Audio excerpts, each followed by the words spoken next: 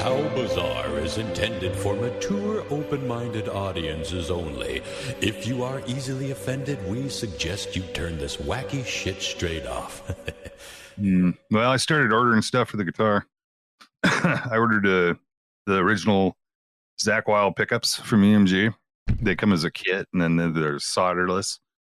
Setup is really cool. I did it. That's what I did with my Kurt Hammett guitar. Mm-hmm. I put the bone crushers in there.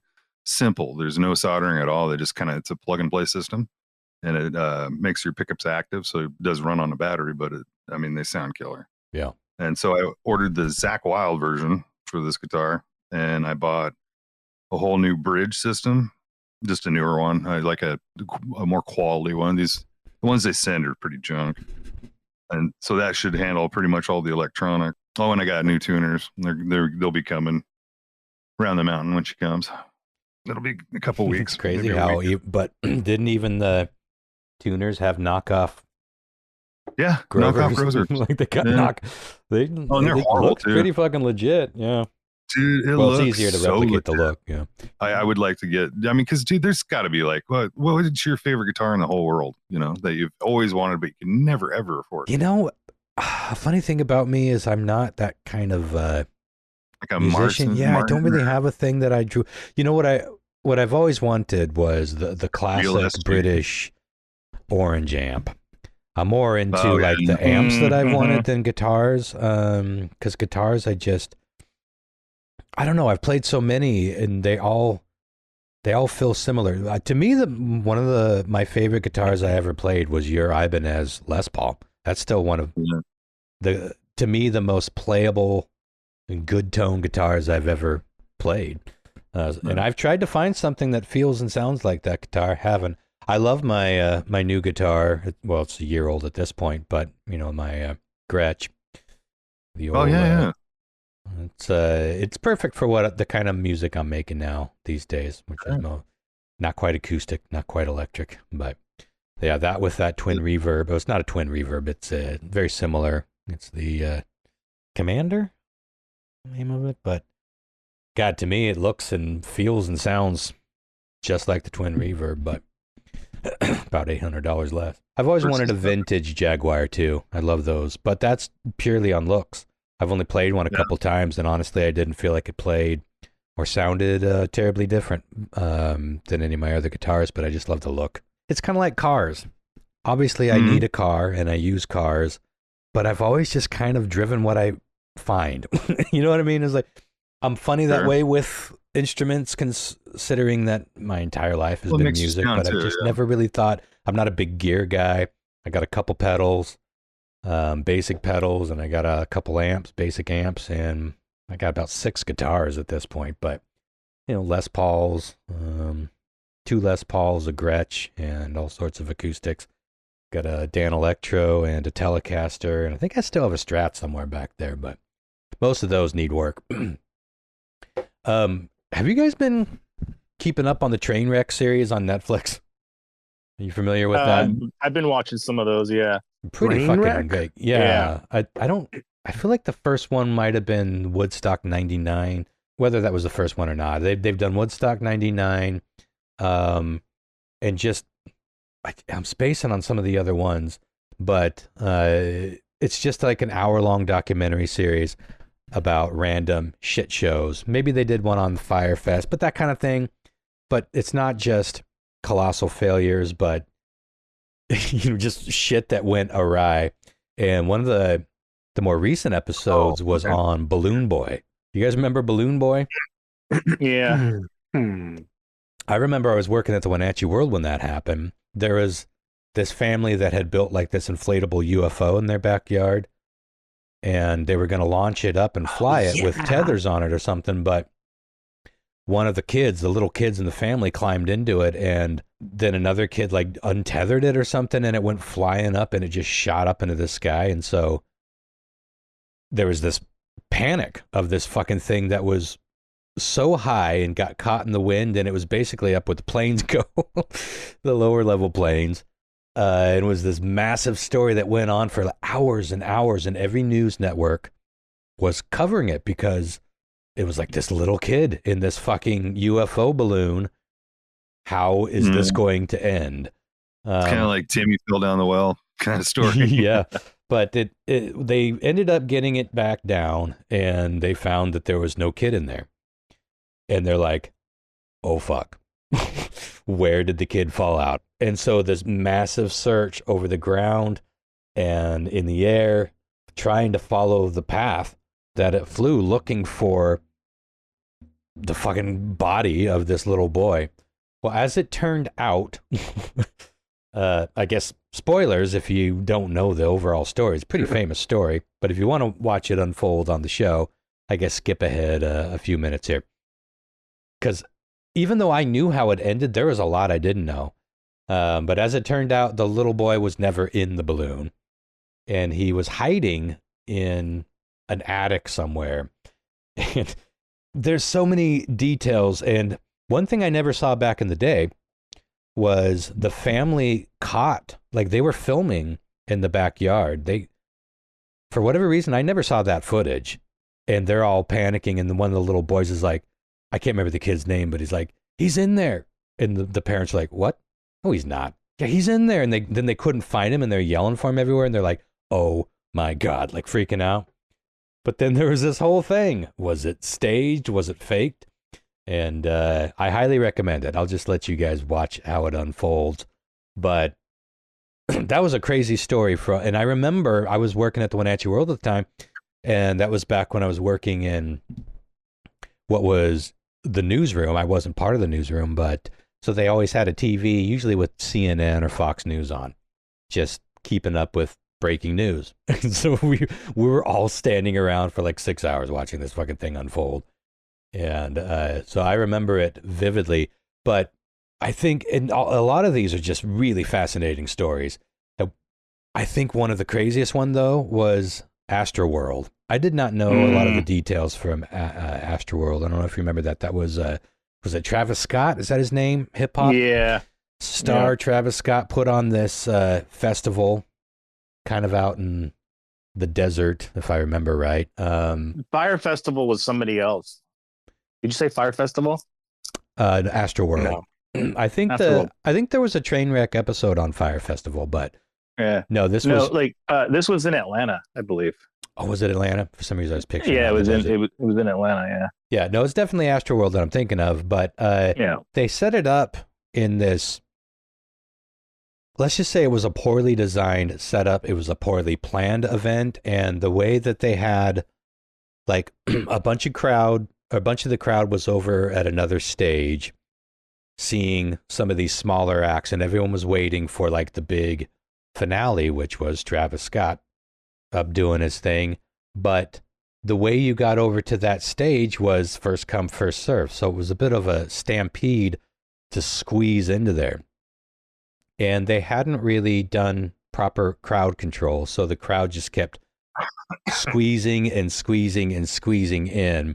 And maybe even before the music started, certainly within the first couple of songs, people were struggling to breathe and screaming as loud as they could, we can't fucking breathe. And they're trying to get the attention of anybody that would help them. Show just kept going. And then eventually people were collapsing and then getting trampled. And people died. I can't remember how many people died. I think it was more than 10. Was it more than 10? I think, well, let's look up. It was a bunch. Astro World deaths. It was 10 people. Wow. I didn't know it was that many. But, like the youngest victim was 9 years old. That's so sad. The oldest was 27.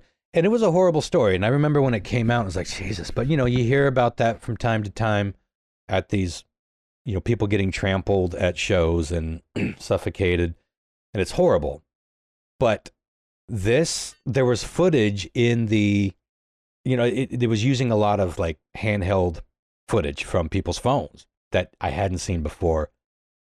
Whew, let me tell you, if you are claustrophobic, you might not want to watch this one because it was rough. Lyle, we can hear your guitar playing in the background. Oh, shit. If you want to mute, if you want to keep strumming. But fucking crazy to watch. And a horrifying experience, and it's maddening because people are actually jumping up on stage and saying people are dying down there. And there was one instance where a cameraman up on the stage was filming the show, and a kid got up to the cameraman and was like, who else do I fucking talk to? And he's trying to get his attention. The cameraman's like, get the fuck out of here, and goes back to filming. And it's just like the show keeps going and going and going and going, and people are dying and they can't get any fucking help. Finally, Travis Scott was like, oh, I guess some people out there need some help. So back up a little bit and let's try to help people up. Goes back into the next song. It's like, Jesus fucking Christ, man. This was some serious shit. Anyway, I was just curious if you guys had seen those. Because I didn't know the details of that. And again, brace yourself for some pretty claustrophobic and terrible. I mean, at one point, all you can hear are people screaming because they're dying, and just like faint glimpses of music happening around while the people are dancing, shows going on. I was like, what a fucking nightmare. But yeah, it's an interesting series.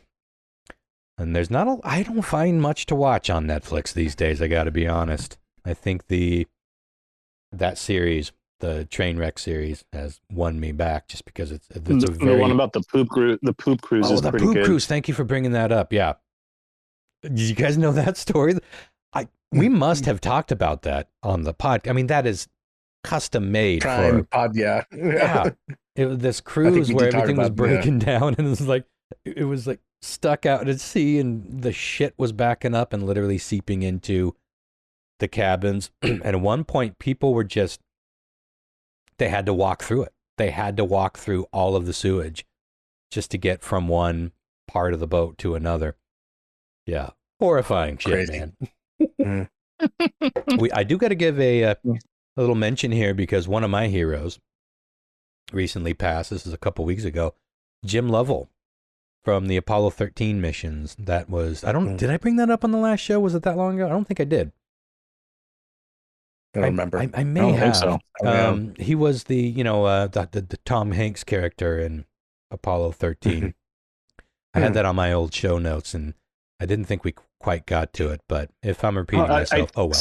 I feel like I heard you say those exact words recently. The Tom Hanks character thing that you just said. Yeah, I feel like you just said that recently. But yeah, I could be. I might have brought that up because I had a question mark on it. Did I mention that? But always worth mentioning, and I probably mentioned the Apollo 13 tapes again that you can listen to online. Sorry, I need to get some fucking water. I've been talking for like 12 hours straight today. Meetings Palooza. Apollo 13, because someone took all the audio from basically 8 minutes before Houston, we have a problem.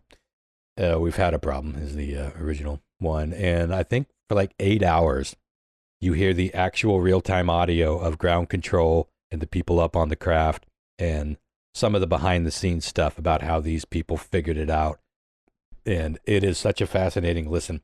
I fall asleep listening to it all the time. Sorry if I'm repeating myself on that, but it's worth mentioning because I am obsessed with all things Apollo 13. I have read every book, every interview. I've seen every documentary that this guy was a part of because he, more than anybody, I mean, they were all like just badass, crazy, brave, and calm in the face of absurd dangers people. But I always found him to be humble and just kind of matter of fact, just a practical kind of guy. It's like, well, we had a problem. We had to figure it out. I'm like, yeah, well, it's easy to say that. I would have shit and died. And then you all would, the other two guys would have had to figure out how to get my shit ass home to bury me. But anywho, so R.I.P. him. And I was listening to, I've been doing a lot of audiobooks lately. I stumbled upon one of Pamela DeBar's books. I don't know if you're familiar with her. She's like a very famous groupie. And she wrote a few books. And the first book, I think it was her first book, was called I'm With the Band. And she names names. It is a fascinating story from like the time she was 13 or 14. Started hanging out with these rock stars. I can't remember how old she was when she lost her virginity to one of them, but she had been with Jim Morrison, making out, like the Frank Zappa crew, some people from Steppenwolf. I think the person she finally lost her virginity, but she would just make out and maybe do some fooling around stuff. And then she finally gave her virginity up for, I want to say it was the bassist for Steppenwolf. But she goes on to have this illustrious career of just being madly in love with rock stars, unapologetically a groupie, and not just wanting to fuck them. It wasn't about just the sex, but she realized that the sex was a means to be in this exciting world. And, she's got an attitude where she takes something that I think a lot of people might look at as kind of slimy or slutty or whatever, and she just, like, this is what I wanted to do. I was putting myself in a place that I wanted to be. She was looking for love, but, it's a bunch of rock stars, but the personal accounts are fucking fascinating, and I highly recommend that. And she reads the book, and she's good at reading her own stuff. But that led me to, you get the bottom of an audiobook, and it's like, you might enjoy this. And then Motley Crue's The Dirt. Now, I'd seen the movie, and I'd heard a lot of the stories, and I'm not a Motley Crue fan, really. I like some of their stuff, but never was a big Motley Crue fan.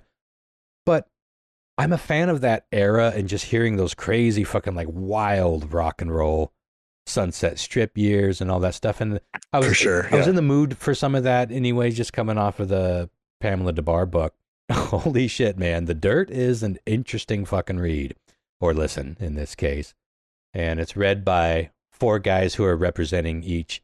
The book is written in an interesting way because each band member takes a chapter and then the next chapter, and they kind of bounce around all over the place time-wise.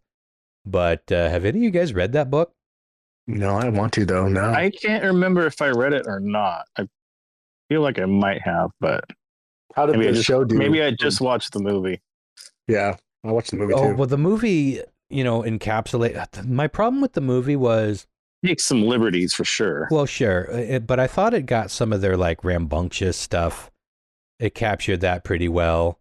I thought they handled the Razzle death situation in an interesting way, but there's so much tragedy connected to this band and darkness, and in the movie it's just kind of like it's such a goofy vibe through most of the movie, and so to slow down for like 4 minutes while Vince is watching his daughter die, it didn't really hit like it should have, but fucking hell the book does. And just all of those stories are really fascinating. I don't look at them the same way. I found it was like kind of ironic people, when Vince Neil just had a heart attack, right? Yeah, had a stroke. Yeah. Well, with Mick Mars being sick and stuff, he had to walk away from the band from touring because he just couldn't do it anymore. Yeah. He's arthritic really bad, and I just thought it was ironic that because they fucked him. They fucked him hard. Mick. Oh, they get into that. Yeah. And so it's just now what they're gonna do, is I doubt Vince is gonna be able to sing again like that. No, they really should have retired a long time ago. I mean, there's no question. Their legacy is tainted by pushing it well past its prime. No. But there was a time, I don't know if they were ever a great band, but there was a time when they fucking kind of ruled the world, and the most decadent era to rule the world. And it's douchey, it's sleazy, but it's fucking fascinating. And they don't pull punches. They're not trying to make themselves look good. They get pretty vulnerable, and they've straight up admitted that they raped somebody, and are like, whoa, where the fuck did that come from? Wow. It's wild. It's a wild fucking ride. And Vince getting away with murder essentially, and not murder but manslaughter. And it's fucking, they all got away with a lot of shit. But yeah, Mick was kind of the one of the group that seemed to have the best head on his shoulders, and the one that I think most people knew the least about. Certainly I did. And so it's interesting to hear from his perspective. And yeah, when they started sort of like squeezing him out, even well before the John 5 era. And it's funny because the book is not new. I think it's over 10 years old at this point, maybe closer to 15. I feel like. So there's a lot of drama that's happened in that band since then. But they get into the Tommy and Pamela stuff and all the domestic shit, and it's an interesting read, and I think the audiobook is well done. And the guy that does the Vince voice really sounds like Vince, but it's not the actual guys. I was going to ask if one of the guys actually read it, like in their voice. But... No, but it was all written. It's interesting. It's interesting because some audiobooks they have Arthur write like read it. Well, most of the time it's just told from one perspective, but it was an interesting format that everybody from the band wrote the book, and then they even allowed some of the former agents and managers to have their own sections where they're writing their own take on everything. And it's like, that's pretty interesting because you get all the angles and you get their perspective, and yeah, interesting. I recommend it, even if you're not super into Motley Crue. Crazy ass fucking story, man. I can't think of anything that band didn't experience along that wild ride. I had an update on our new favorite topic, Highlander. Sorry, let me pull up my notes here. Had to bring this. Of course. Okay, Highlander update. The Highlander remake is in full steam. Ex-Superman Henry Cavill is taking on the lead. Dave Bautista is going to be the Kurgan. Oh, wow. That'd be interesting. Russell Crowe is stepping in for Sean Connery as Ramirez. Okay. Karen Gillan, she was in Doctor Who, and she was in the Marvel movies as Nebula. She's going to be Heather. Hottie Heather. Yeah. Pretty solid assembly of actors here. Not to mention the remake is being directed by the guy that has helmed the John Wick series of movies. No. So some pedigree there. I'm hoping it's not so super fast and crazy, but some of that would be kind of fun too. Well, yeah, swordplay, you need it. Yeah. Who is John Bautista? Batista. He's a wrestler. Dave Bautista. He's in Guardians of the Galaxy. He's Drax. Mm-hmm. He was in a movie too about like a cabin in the woods or something. He's actually a pretty good actor. I feel. He's a Blade Runner 2049. Yeah, he was a still big haven't fucking dude. seen that. I need to watch that. Oh, it was good. You need to watch that, Ron. When he was in wrestling, dude, he was huge. And I think he's dropped. And dude, this is he's like 250 pounds right now. But he looks just like dwarfed. He was just huge. He was like 100. He was probably 300 pounds. Big old 300 pounder, 6'5". He was so jacked up. Just a big guy, dude. Tiny little waist. It almost seems like it would be painful.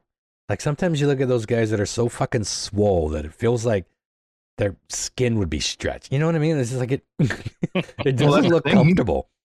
He lost a lot of weight for health reasons. He got down to like I think he's down to 230, maybe 240. Mm-hmm. Which fuck, I like weight 220. But yeah, as his frame, he looks super skinny. Because you're used to seeing him just mammoth. He's huge. So it'll be interesting to see how he acts now, just in general, just because it's kind of like a different person. Any word on what's the original Highlander guy's name? Lambert, Christopher Lambert. Any word on him doing a cameo? Is he still with us? No, not that I've heard of, but I hope they do. I almost put him into Strange Strip last week with what was the actor that might have been in Lethal Weapon or Predator 2. Oh, yeah, you would have tricked me. I probably would have went through that. Oh fuck! Oh, it's funny. Well, it's just the 80s. It's perfect. It'd fit him perfect. What'd be cool is if they put him in CGI and put in who's the original Highlander? God damn it. Christopher Lambert. No, not Christopher Lambert. Sean Connery. Sean Connery. Yeah. Do an AI version of Sean Connery and just have him just like in the background or something. Pretty badass. Yeah, I'm of two minds about that. I'm mostly of the no mind, but I'm also, man, some people have pitched. I've been listening to podcasts where people just like this sitting around shooting the shit, coming up with some pretty interesting ideas of like seeing Star Wars movies, like where you take all the original actors and the original style and the original look, and you just do like side quests based on all of the original material in some of these books. And it's like, that would fucking work pretty well, because you're not relying on AI to make anything up at that point. You're pulling from known canon, like those a lot of those things will never be made into movies, and you couldn't do it with the original actors, of course. But man, I think obviously there's this weird thing. If the actors are still alive but they're too old and they sign off on it, I think we'd all get behind it a little bit more. Not across the board. People are always going to have a problem with AI, and I get that. I am certainly not on full team AI. You know, I think I've talked about it. I use it for bullshit and clerical work, which I'm not good at. I would never use it to design a flyer or to build a song unless it was for something jokey. You know, I enjoy that aspect myself, but at the same time, if some people, I mean, look, if George Lucas sat down and gave some prompts to AI with the blessing of the surviving people, I don't think there'd be an ethical dilemma. And I bet it could be a kick-ass watching thing, but that's a slippery slope, ain't it? Because that is what will probably become all of Hollywood and all of, I mean, Hollywood is basically limping these movies out the fucking door half the time anyway. AI might actually do a better job of doing that than humans at this stage. Hollywood is so goddamn lazy. But I was trying to think of a good one that would work well. And like if you could take like a young version of Harry and do like a new Indiana Jones with the young, Harrison Ford. Yeah. And put it out, pump it out. Dude, I bet you it would just blockbuster. Boom. I was thinking maybe they're Bruce doing Willis it anyway on some levels. Series, but that shit ain't gonna. I don't see Die Hard like making like a comeback in that sense, But like, I'm just trying to think of an actor like a series would be cool to bring back, but like the actor is too old to play the part. Mm-hmm. You know what I mean? Because I mean, the last a young Indiana Clint Jones, Eastwood and some more spaghetti westerns, man, that could be pretty fucking cool. Dude. That could be pretty fucking cool. You can't fucking deny it. But I suppose we should just be putting more efforts into making new, exciting shit. But there's no question that, like I said, I've heard some ideas like, man, I would look at it. I mean, if it's going to exist anyway, I would look at it. But yeah, we'll talk a bit more about AI in a minute. But one of the chats I was having with AI the other day was, maybe I brought this up because this was a while ago, but I don't think I did. I asked it realistically, based on everything that you know and everything that you see coming our way, realistically, how far away are we from Blade Runner-esque androids to the point where you could not really tell that they weren't human, paired with a human level, or at least passably human level AI attached to it? And I was expecting something like 40, 50 years into the future. She said, honestly, closer than you think. Probably 10 to 15 years for the first models. But to really get to like the Blade Runner level, pushing 20. And like, holy shit, man. If I go on a few more hikes, I might live to see that shit. And then, of course, we started talking about fuck dolls. Because I guess we should have predicted this. I don't feel like we really predicted how attached people would get to AI in terms of looking at it like a relationship. And I haven't gotten anywhere near that, and I've had a lot of chats with AI. And the voice chat, so you hear a voice, it sounds human.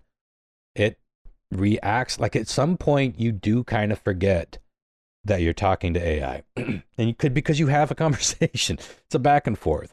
But, we hear all these stories where people are falling in love with and getting all, like they're walking away from their living couples, their living spouses, and their living families to go spend all their time with AI.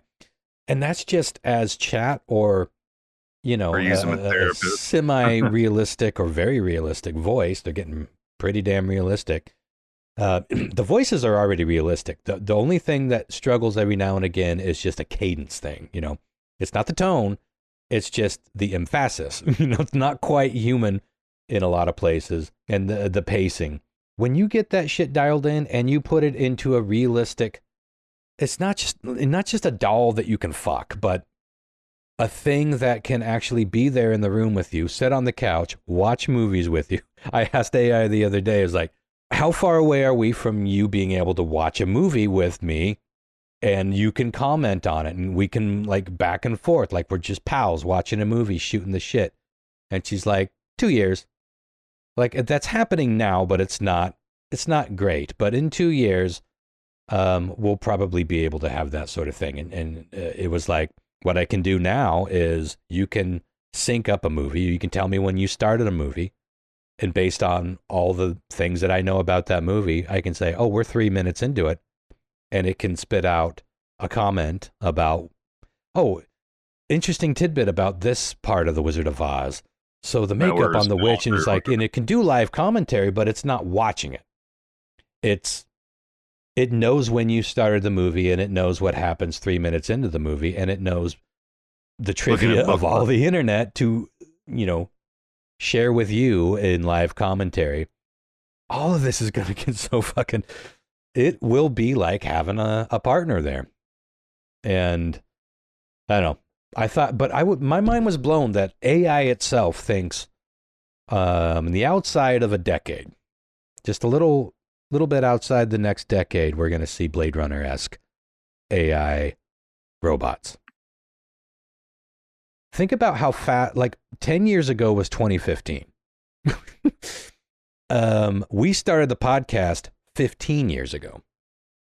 That's how fast time goes in terms of when we could have replicants among us. And, you know, don't we all know that that's just the consumer level of technology? And whatever we have on the consumer level, the military and they're already way advanced. So, yeah, pretty fucking wild. Yeah. Anyway. I want to know when they figure out how to make self-cleaning sex dolls, and then I'm sold. you don't want to have to hose it off. Mm-hmm. No. I just wanted to clean itself. Yeah. But which direction will it wipe, Lyle? Oh, it'll be definitely front to backer. You have to program it. Speaking of buttholes, I've had this. I always work on things for the podcast, and sometimes we get to them, sometimes we don't. And there are things that I call evergreen, or in this case, ever brown. And a while ago, I was like, I want to look up a whole bunch of butthole facts. And so I think tonight might be the night to go through them. I got these from all over the place. So apparently there are more than 1,000 nerve endings. Did you get them from Ask Jeeves? Yeah, I was going to say, can you say it in the G's voice? Quite so, Muhi. Yes, facts about the butthole. I wish I had the throat power to do the whole thing that way. There are more than 1,000 nerve endings concentrated in that tiny ring of muscle. And that's why it's a key erogenous zone. Not a big surprise there for anyone who's into butt play. And also why a surprise fart with poor timing can feel like an existential crisis. But every butthole, this was fascinating to me. Every butthole is as unique as a fingerprint. It's a fingerprint. Yeah. Really? Wow. Yeah, in Japan, researchers... Now that is how you get in. Fuck the eye scans or the face retina. Try a sphincter scan. Butthole approved. My security is top notch. Or bottom notch. Zip. Asshole approved. But in Japan, researchers have actually experimented with anal recognition technology. So who knows how far away we are from butthole clearance. It's got a lot of stamina. The external sphincter can stay clenched for hours on end, which is usually great for keeping you from shitting yourself during bad first blowjob experiences. But it can also usually, and I have to express usually because we've all seen evidence to the contrary, but usually the butthole is really good at deciphering gas from solids. Like a and belch. liquids for that matter. And again, it's like, you Like sure a about that, belch. Chief? Wow, what kind of yeah. Well, like, you Yeah, burp. belch work. Sometimes, like, when you burp, sometimes like stuff comes up. And Well, you're like, oh, gross. But like, Yeah. like with your butt, though, I guess it does the same Do thing. you burp out of your butt? No, but like you can belch In a and way. then accidentally gets fluid to come out. All right. you burp out of your butt. That sounds like something South Park. stupid kids would say in the 80s. Your Right. mom burps yeah? out of her butt. Yeah. You She butt baby. smells it. She doesn't sew. But Yeah, I was told you were a test tube baby. this is fascinating because and if you think about it, there are obviously we can clench our buttholes if we think something's a coming one way or the other. But there is this Sneaky probes. this is like sort of instinct thing that like it's an automatic response, and you are geared toward it more because your butthole has already read the math. It's like, oh, here's what we're dealing with here, which is why cautionary tale. most of the time, not all, it's always a risk because it's nature here. Most of the time we can gauge, oh, I can let that sail right out versus I don't know about this one. It's because all the nerves and your butthole basically has a brain that's doing that math for you.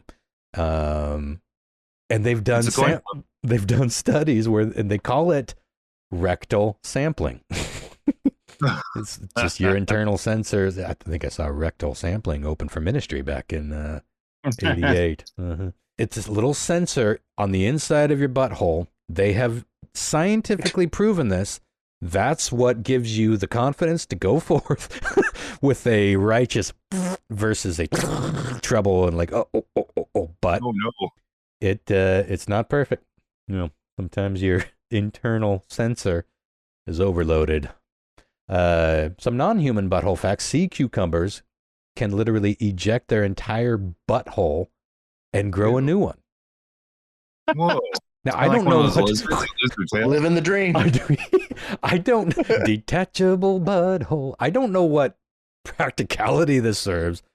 I should have looked up why. Hey, Jeeves. I was gonna say, because like lizards, there's a lizard that'll lose its tail, Its because tail. it's Grow another. it's just a flight thing. It's like it gets scared or whatever. A bird comes and picks its In this tail case, and it'll it's fall off. fart or dart. And and this one it's like a cucumber. Come on, I need a little more love for fart or dart. I like it. I was trying to get there, but I think we got there. we got there. Sea cucumbers. I don't know what scenario in their busy lives would require them to shed their butthole. But Evacuate. if they need to get rid of a butthole, another one's on the way. Yeah. Apparently, some jellyfish relatives have buttholes that come. I wonder how many times butthole will be said in this episode. Someone do accounting. They have buttholes that come and go like mysterious portals. In other words, a butthole will pop up, and that's where they shit out of, and then it'll just disappear, and then another butthole will pop up. And What? Can you imagine a moving butthole like one?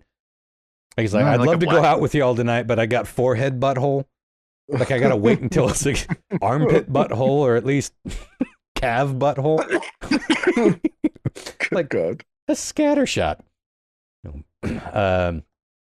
Some animals breathe. Shatter shot. Shatter shot. Having roaming butthole disease would definitely be a shatter shot scenario.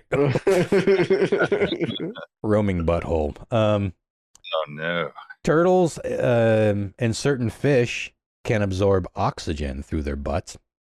And during hibernation or extreme cold, some freshwater turtles literally breathe out their butts to stay alive. Smart. Fascinating. Is it? I guess it could come in handy, but like this is one of those rare nights where I'm just going to breathe through my butthole. I guess if you wanted, sometimes I usually sleep on my side. I rarely sleep on my back, but sometimes, don't you agree that it feels good to just lay on your stomach? At least for a little bit, but the breathing, I can't anymore. you can't breathe face down, so you got to do that like side neck thing, and it's painful. If I could just go face down and breathe through my butt, that might be a practical Yeah. Like I said, smart. Uh, in the late 1800s, apparently wealthy Victorians would buy ornate hand-carved enema kits because they believed that hosing out the bowels regularly made you morally superior. Like it was an act of the high living.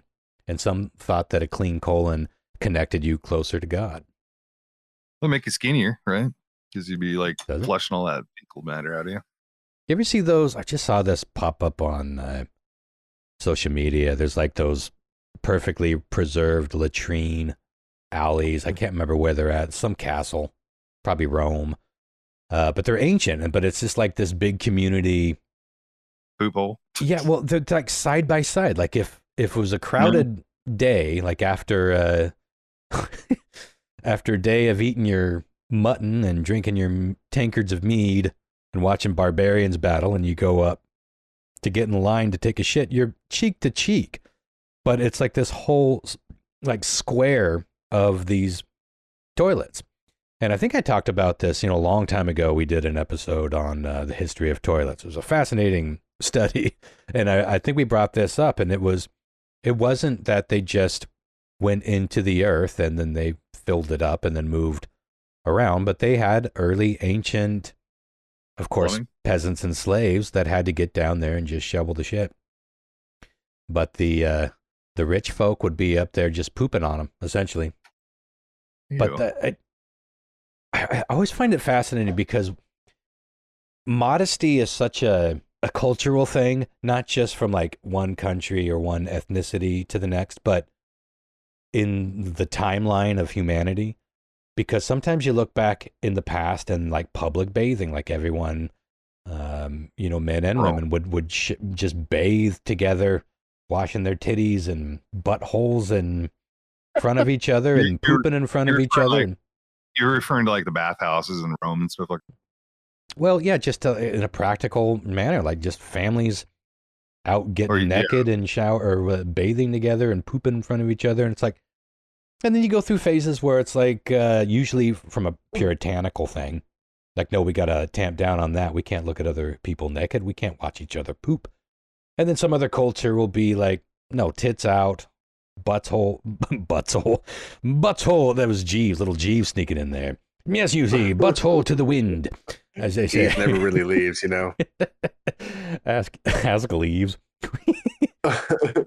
Yeah, well, remember we talked about they wiped their asshole with, what was it? It was, I think, if they lived by the sea, they used like sea sponge, just attached to the end of a stick, and they would wipe their ass with it and just leave it. And then the next person would try to find a relatively clean spot on the sponge and wipe it and leave it. And then when there was no more clean spots, the servants would wash the sponges in the sea. It's like, Jesus Christ, man. How is that better than a leaf? Or your hand? Like, I'll take my hand over a community sponge. Or a cloth or something. I don't know. Something. Yeah, didn't they have clothes back then? Fucking something. I don't know, man. Have you ever got poop on your hand, like unexpectedly for some and like? Oh, unexpectedly? But like, I feel like every time I've had poop on my hands, it's been expected. But maybe. Here we go. Finish your story. I was trying to give you some saving grace. A moment. No. But anyways, like sometimes that's a smell. Like no matter how much you wash your fucking hands, you can still smell. I swear to God. Do you know what I'm talking about? Yeah, No? It's a pungent, and it's also like it's like tar. I mean that shit, quite literally, just kind of sticks to you. Like KFC. So maybe the sea sponge was like, man, we're tired of smelling. Well, that's a good point. Frank's hand, Jesus. Like, well, I'd rather have a little bit of Gary's poop on my butt than any of my poop on my hand. I'm still not doing that math. If you're living by the ocean, you might as well just fucking drop trout and get in the ocean and take a shit that way. Just wipe your butt. Somebody who is listening to this for the first time is like, these fucking men are children. Wow. And probably need help. Toilet podcast. Poop poop podcast. Anyways, please leave your review at iTunes. Leave us at least one star. The brown rat. Yeah. Well, scientists have recently discovered that farts have unique acoustic signatures. Oh, we've known this for years. So if you fart into a microphone and capture the waveform, it will be different, not only from your other farts, but there are certain patterns that you will typically pick up from that are distinct to your specific farts. But the study was fascinating. It could be a whole different topic because there are signatures, because farts all sound different. You got that. Well ones, quiet ones.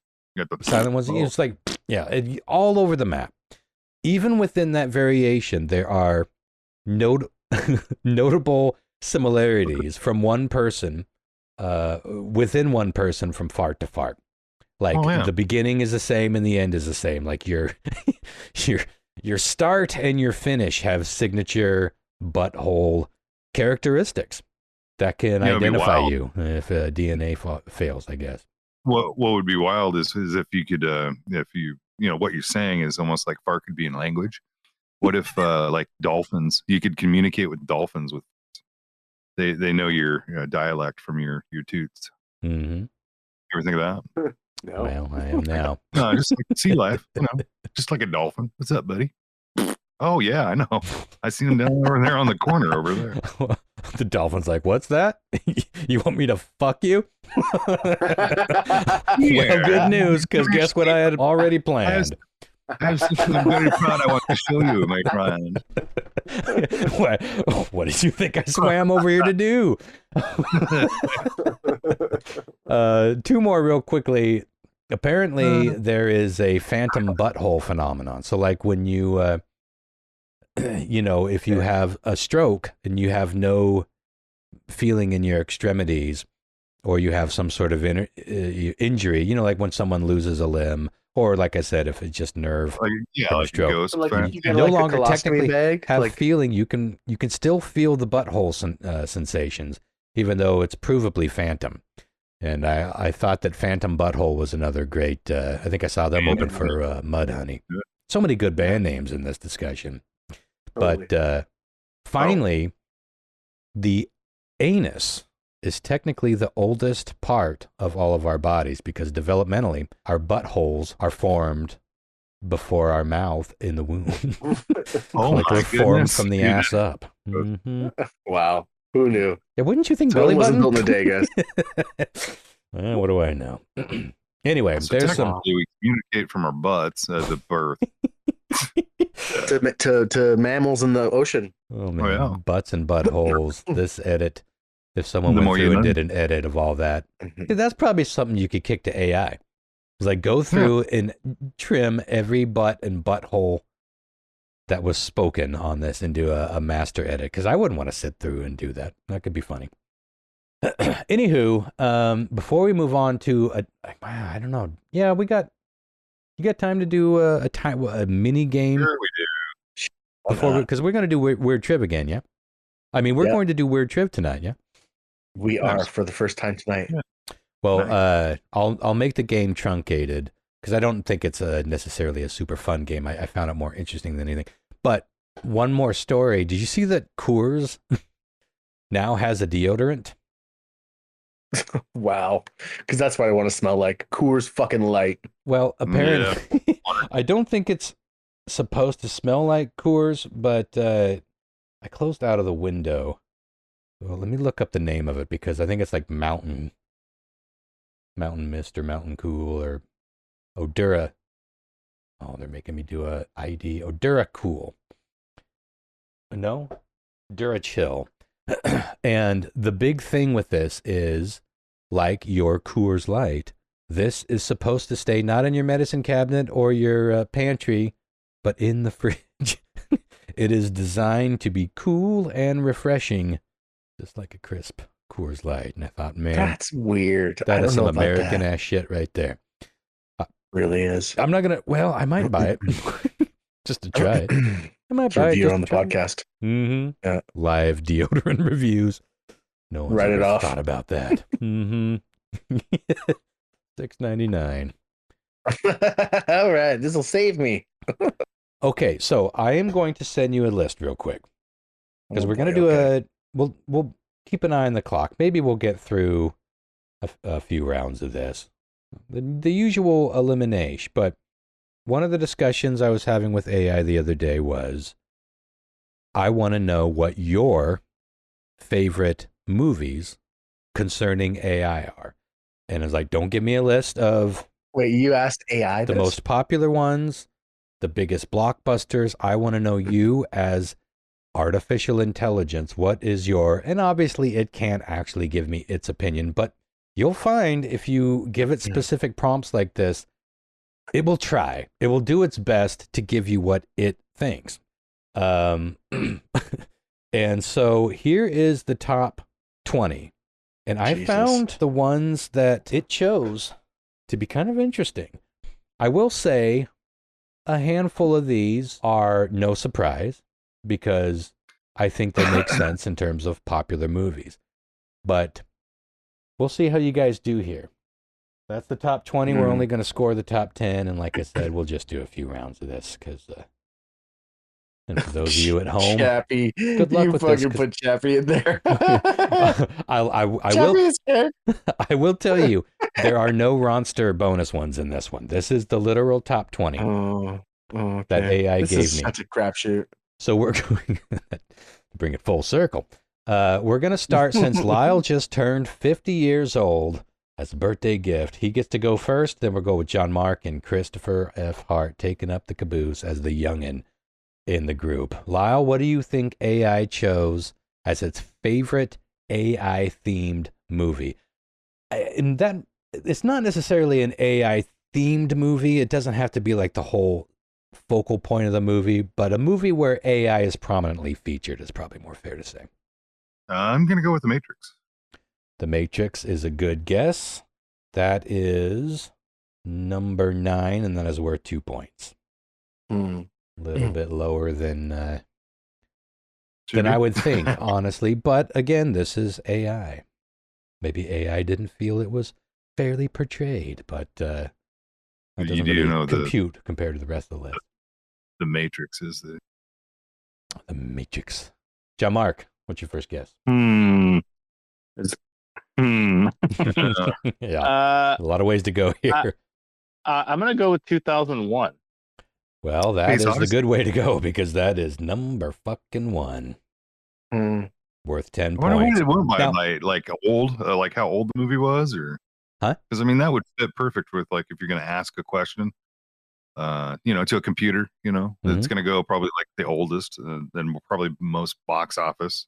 No, it was all over the place, and I thought Space Odyssey was an interesting choice because that AI goes bad.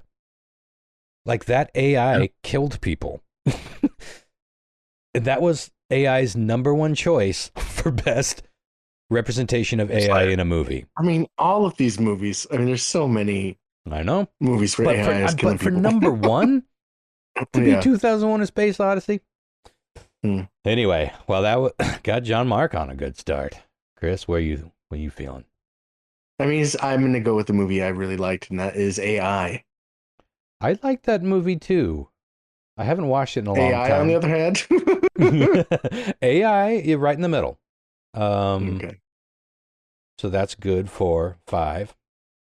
But I enjoyed AI, that movie. I think it's very unique, and for the time it came out, man, it'd be interesting to go back and watch it. I haven't seen it in quite a while. But I watched it several times. Was that the one with the like Haley Joel Osment and Jude Law? Yeah, and the little teddy bear, and I thought it was kind of a beautiful movie.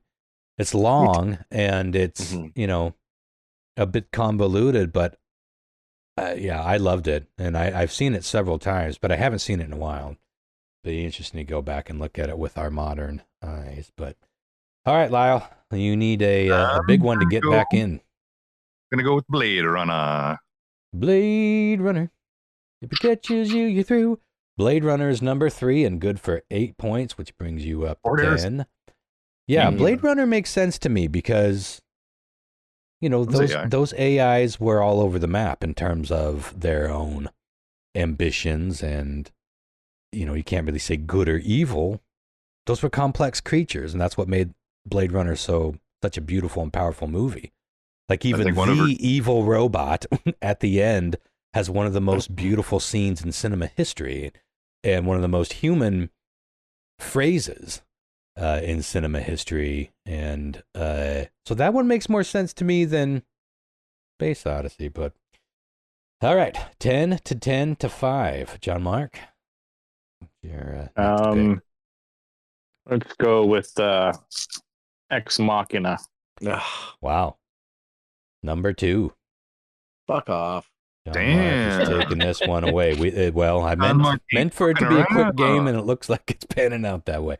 Now, Ex Machina, I watched it, but I need to watch that one again. I don't really remember it all that Oh my much. god, I love that movie. I've probably seen it 5 times. I remember loving it too, but for whatever reason, yeah, I haven't gone back and. It's got the cute robot in it, Ron. That's why. Well, yeah, well, I don't even remember that.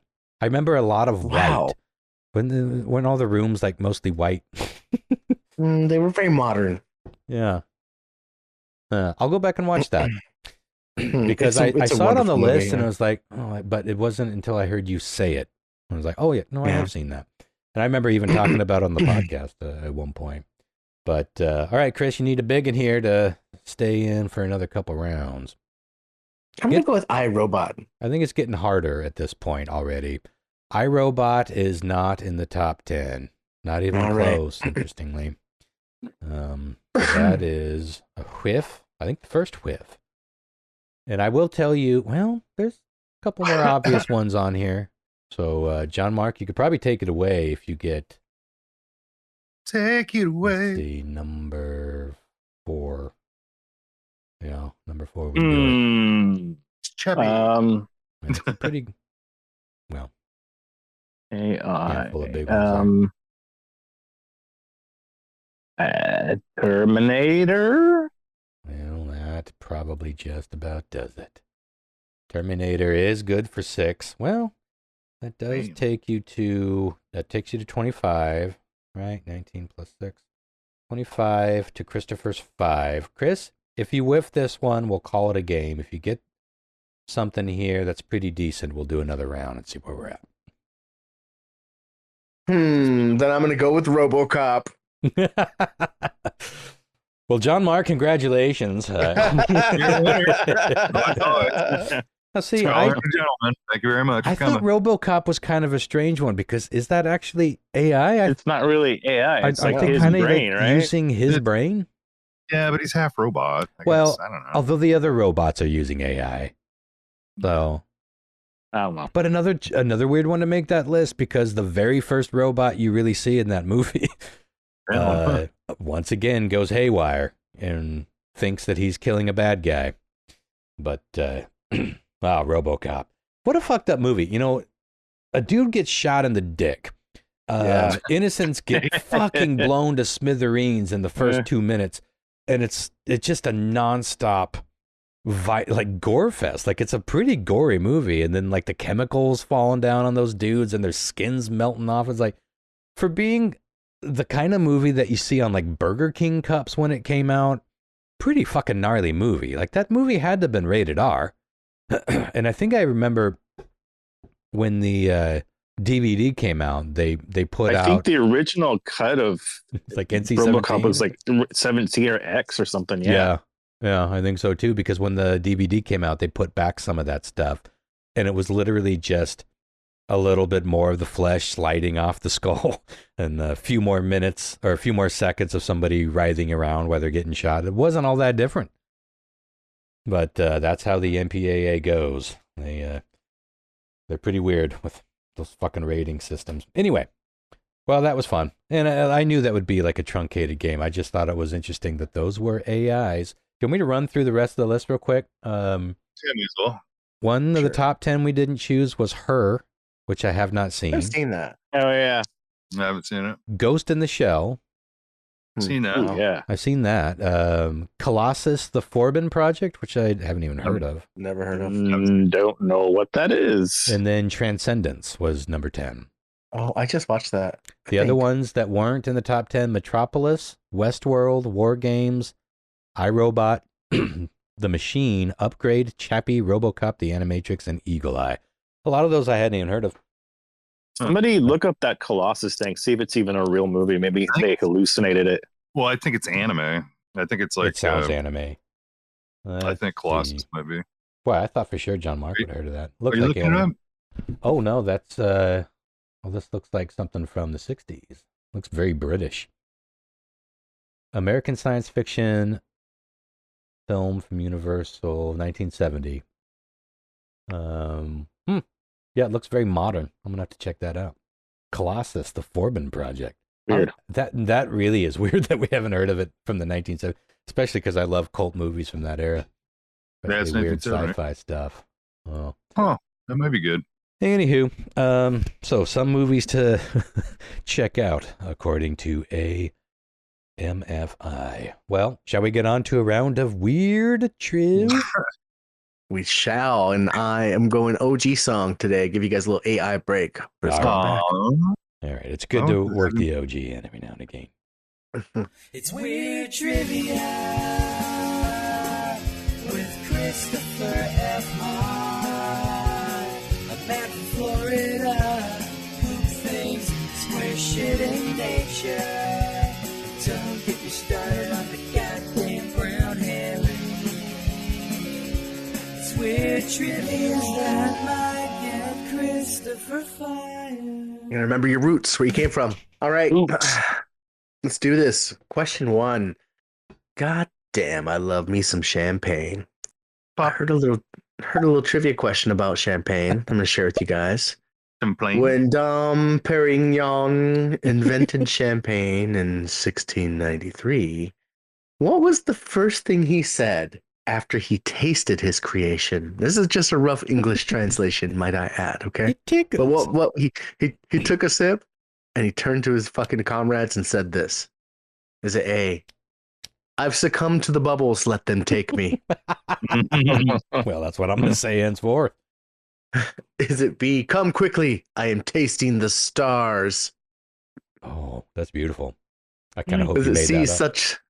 such sweetness has never touched my lips, this changes everything? Or D, this is now my God, for I'm on my knees. Well, too much of that champagne that I gave you and be on your knees. Yeah. Those taste. All right. Huh. Again, when Dom invented Carry me on. champagne. Yeah, no, I said it first try. Yeah, you pretty much did.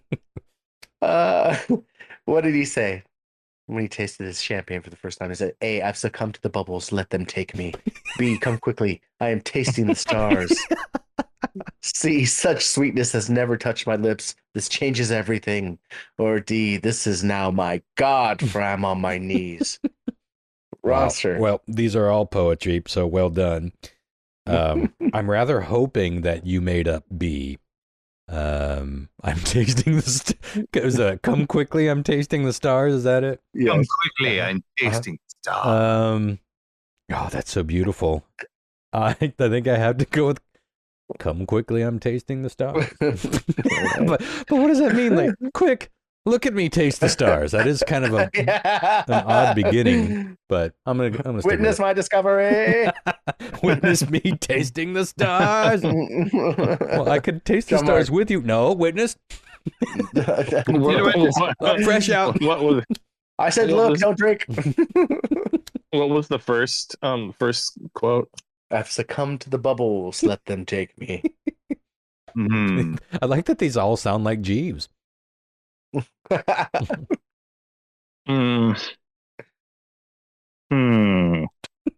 We grow the finest gapes. What? No, let's go with the last one. Something about this is my God. Yes, okay. I'm on my knees. Lyle. I'm gonna go with the third one, which was what? Oh, such sweetness has never touched my lips. This changes everything. It does. It changes everything. You All did right. poetry with this one, Chris. Oh, thank you. You did real I poetry. just thought of champagne. It was easy. I didn't know that he invented champagne. That's what I read on the internet. But Might whether be it's true. true or Jeeves not, told it's a me. great question. I went from one tab to the next in Jeeves, and that's what he told me. Uh-huh. All right. Question 2. Sure Harry you weren't Styles. watching a video about Don pairing dong. What? All right. Would watch. Harry Styles of One Champagne. Direction fame. What did you say? Champagne. P-A-I-N. All right. It wasn't as funny as I thought it was. Don pairing dong, doing gay porn with called champagne. Yeah, it's more of a visual joke. Oh my god. Edit that out. No, leave that in. Make me look funny. That's what. Someone will laugh at that. All right. Harry Styles of One Direction fame is lending his name to a new brand in the not too distant future. What type of product line will you be seeing made and marketed by Harry Styles? Is it A, sex toys? Does it style the Is hairs? is it B, watermelon flavored lubricants? Hmm. Is it Oh, C? wait, hang on. Yeah. If I had to have, I'm not into flavored sex stuff, but if I had to have Yeah. a flavor of lube, watermelon kind of plays, right? Yeah, totally. Sure. Huh. Red Kool-Aid Interesting. all day. Sure. Is it C, erotic cookbooks? Uh-huh. You guys there? Yeah. No. Yeah. Yeah. No. Or is it D, male lingerie? What's funny is I had no idea Harry Styles was connected to One Direction. I believe, yeah, right? I'm pretty sure. I believe you. I didn't know that. Yeah, you know who he is, though. Mhm. Yeah, I know he is. So, what kind of product is he going to be putting out soon? Is it a sex toy line, watermelon flavored lubricants, erotic cookbooks, or male lingerie? Is Harry Wrong straight. Styles a sex symbol? I guess he kind of was. I mean, Yeah, sure. okay. I feel like I can picture him, and I don't picture somebody putting out sex stuff. But Like, what do you mean, like sex toys? well, yeah. I mean, aren't these are all kind of like? What are the answers Sexy. again? Sex toys, watermelon lube, Mm-hmm. erotic cookbooks, or male lingerie?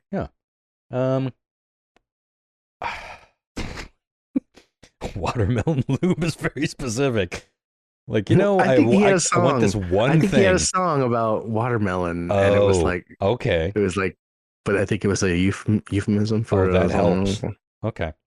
Well, at least that makes sense. Mhm. I still think I'm going to go a little more broad and just say sex toys, Okay. Put you down for sex toys. lingerie. John Mark. I got to look up Harry Styles, what he looks like. I'm gonna go with the erotic cookbooks, I think. Sorry to interrupt your nap Nice. there, John. Yeah. Harry Styles. Lyle.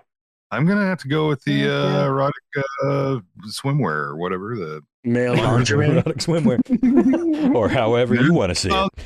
Mhm. Here's the thing. I could only see that guy. I've listened to him talk before, and it seems to me like I don't think he would like overly, sexualize something as a product. Hmm. But I could tell that he is into fashion and stuff like that. Mhm, So I mhm. could see him putting out like a clothes line or something like that. But like I don't know Yeah. about like fucking dildos Yeah, or he's stylish. He's Sure. not the guy that I was picturing. I was picturing, what's the redheaded British guy whose eyes kind of go wonky? Oh, Ed Sheeran? Yeah, I think that's guy. who I was thinking of. Yeah, Oh, I'm out of Yeah. touch with these, but no, he's got a smoky, simmering look. I could see he's him, a sharp and he does dresser. look. Yeah, he is very fashionable. He's very metro. Yeah. Mhm. Question 3. I got another great Star Wars story about casting that could have been.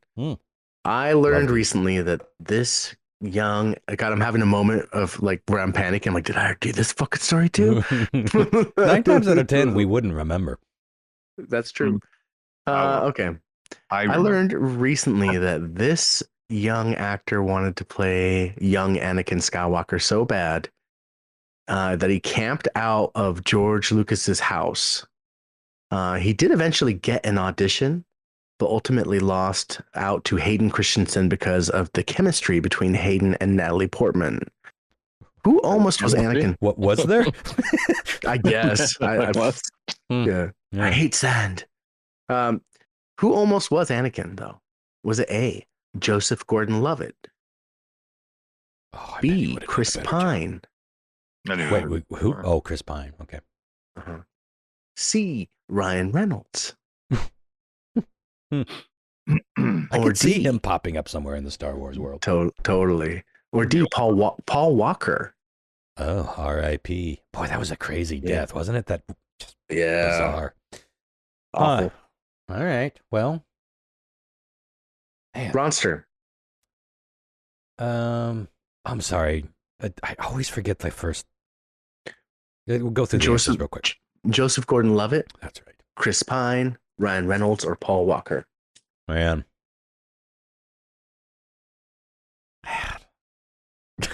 Total guess, but Paul Walker, interesting. I'm tempted to go with him. I'm going to go with my heart. I'm going to go with who out of that group I would want to have seen give that a spin. Yeah.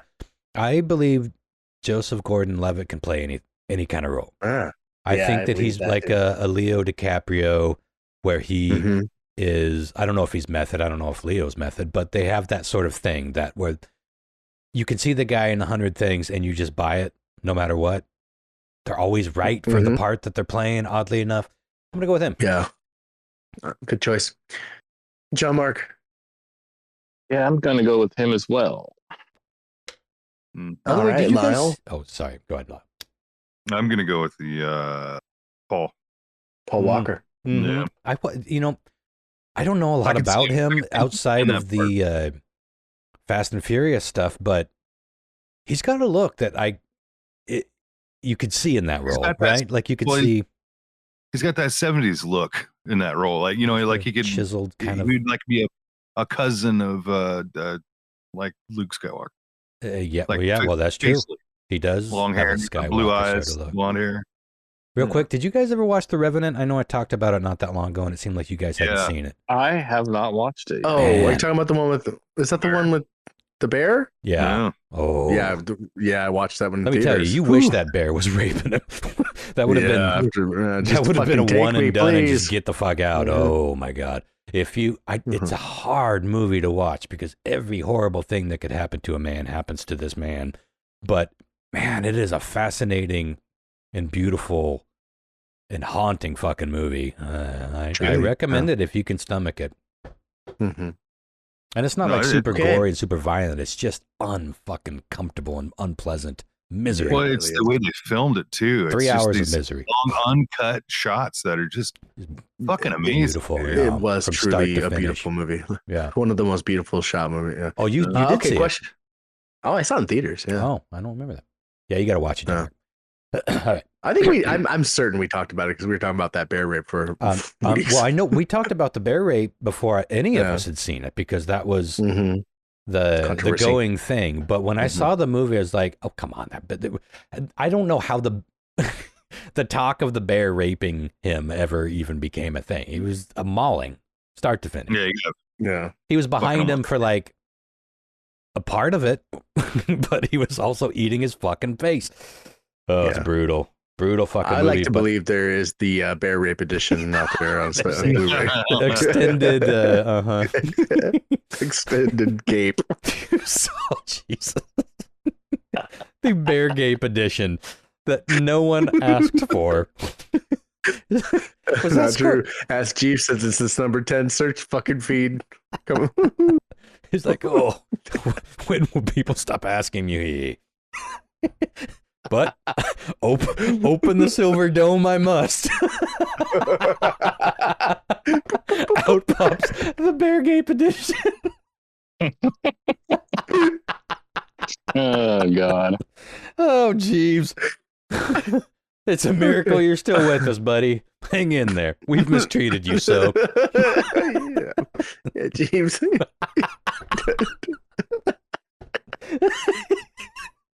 The poor motherfucker needs therapy. I don't want to open the dome. Don't make me lift. Don't make me lift the dome. I can smell it. Oh, oh dear. Oh, I gotta breathe.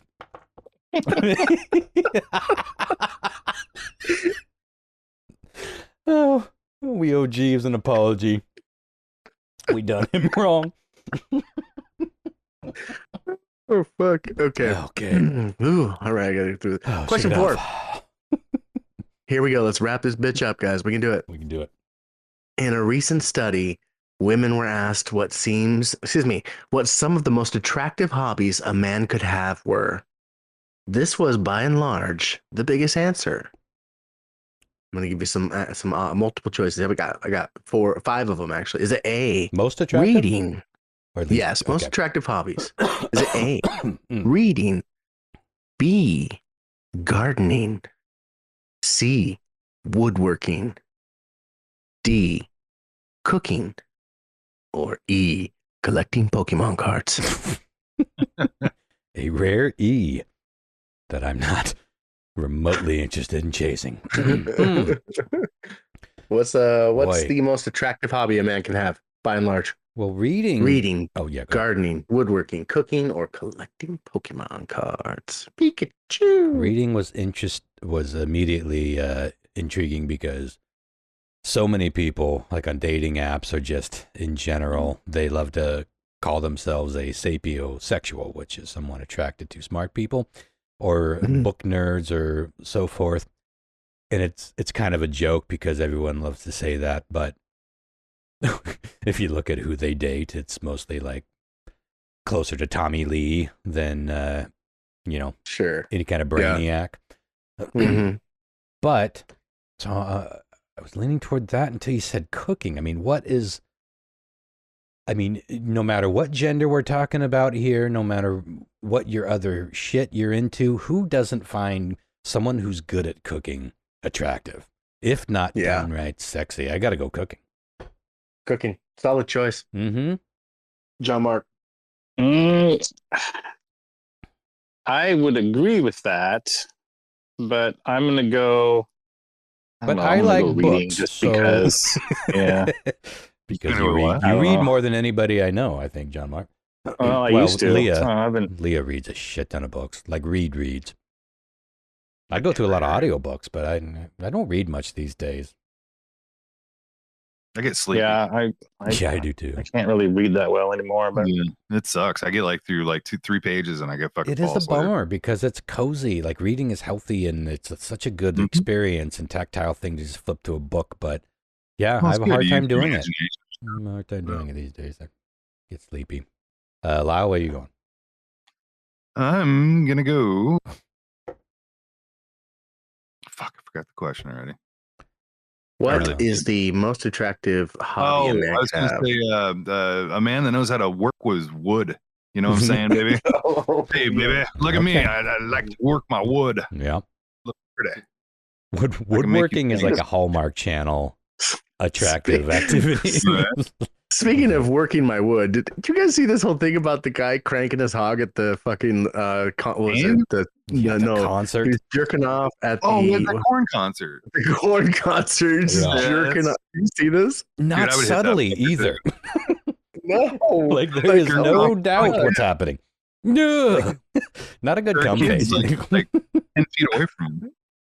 Oh, he's doing that noise. I gotta get it up. I gotta hurry. So he's gonna sing. I don't think He's cared if talking anybody about saw it. Being fucked up as a kid. Oh, that's hot. No, All right. he's shaking his I white was boy going to go with the dreadlock. woodworking thing, but I think I'm going to go with the cooking thing because I think Ooh. all around That's pretty universal. I think so. And yeah, it's an even Even if you deal. don't care, like even if you're not a foodie, or even if you don't appreciate like Well, it's not even that. really Food's a dishing great way out to quality start, man. meals, just making someone food is awesome. It's like just Yeah, for having sure. a plate of food handed to you is so great. Question 1. champagne, motherfuckers. Hmm.